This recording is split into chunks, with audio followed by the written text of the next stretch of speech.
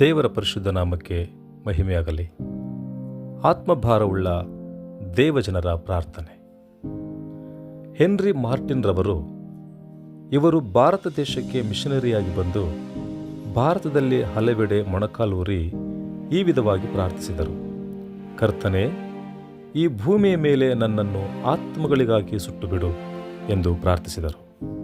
John Whitefield ರವರು England ದೇಶದಲ್ಲಿ ತನ್ನ ಸಿಡಿಲಿನಂಥ ಸ್ವರದಿಂದ ಬಹಿರಂಗವಾಗಿ ಸುವಾರ್ತೆಯನ್ನು ಪ್ರಕಟಿಸಿ, ಕರ್ತನೇ, ಆತ್ಮಗಳನ್ನು ಕೊಡು, ಇಲ್ಲ ನನ್ನ ಆತ್ಮವನ್ನು ತೆಗೆದುಕೋ ಎಂದು ಪ್ರಾರ್ಥಿಸಿದರು.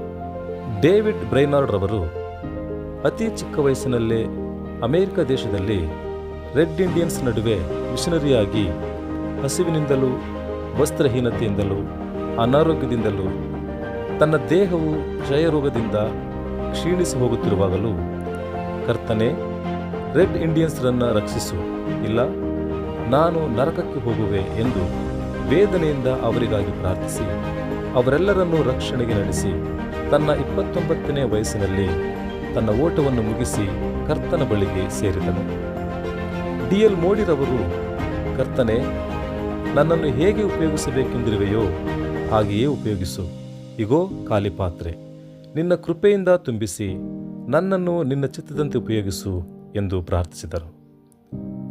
ಜಾನ್ ಮೆಕೆನ್ಸ್ ರವರು ಯೌವನ ಮಿಷನರಿಯಾಗಿದ್ದಾಗ ಲಾಸಿ ನದಿ ತೀರದ ಬಳಿ ಮೊಣಕಾಲೂರಿ, ಓ ಕರ್ತನೇ, ಈ ಭೂಮಿಯ ಮೇಲೆ ಬಹು ಅಂಧಕಾರದ ಸ್ಥಳಕ್ಕೆ ನನ್ನನ್ನು ನಡೆಸು ಎಂದು ಪ್ರಾರ್ಥಿಸಿದರು.